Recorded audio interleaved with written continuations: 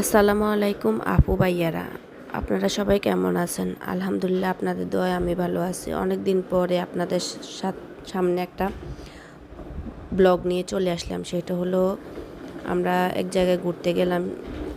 জায়গাটার নাম হচ্ছে সোনাইমুড়ি গ্রিন পার্ক। এখানে অনেকেই গেছেন, আবার অনেকেই যান নাই। যারা যান নাই তারা তো দেখেন নাই, আর যারা গেছেন তারা তো সবগুলাই জানেন বা দেখছেন। তো যাওয়ার সময় প্রথমে আমাদের সামনে পড়ে গেল মানে হাতি। ঢোকার আগে দিয়ে সামনে একটা করে হাতি আঁকছে। তারপর আমরা ওখানে ঢুকলাম। ঢোকার পরে এখানে দেখি সিংহ বা বিভিন্ন আকৃতির পশু পাখি মানে জীবজন্তু বড় বড় করে দেওয়া আছে। তো যাইতে যাইতে চলে আসলাম আমরা ব্যাঙের ছাতার কাছে। ওইখানে গিয়ে দেখি ব্যাঙের সামনে ব্যাঙের ছাতার ভিতর অনেকগুলা ব্যাঙ বসে রয়েছে।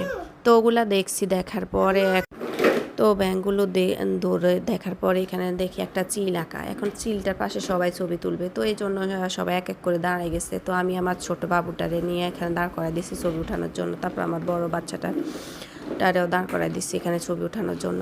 তো দুই ভাই মিলে অনেক মজা করলো, ছবি টবি উঠানোর পর এখন আমরা চলে যাইতেছি অন্যদিকে, কারণ জায়গাটা যেহেতু বড় তাই ঘুরে ঘুরে দেখতে হবে। তো যাওয়ার পথে এখন সামনে পড়ে গেলো একজন বাউলটারে আমার ছেলে ধরতে যাবে। তো আমি বলি ধরিস না, তো আমরা চল ওইদিকে যাই। ওইদিকে যাইতে যাইতে দেখি একটা ভূত।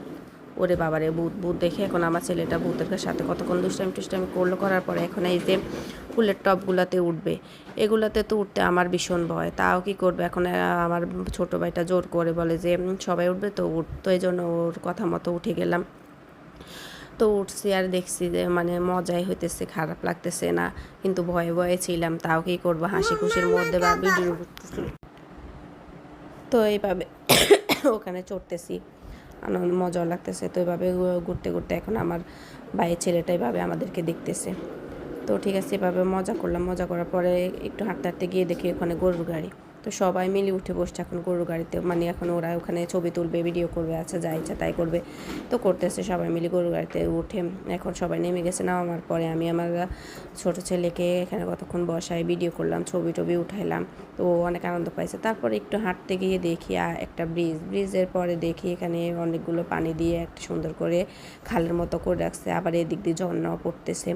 তো আবার এদিকে আবার ঝর্ণার সাথে বড় বড় ক্যাকটাস গাছ মানে আঁকি রাখছে ওরা, অনেক সুন্দরই লাগতেছিল। তারপর দিই আমার ছেলেদেরকে দাঁড় করায় এখানে আমি অনেকগুলো ছবি উঠালাম, ভিডিও করলাম।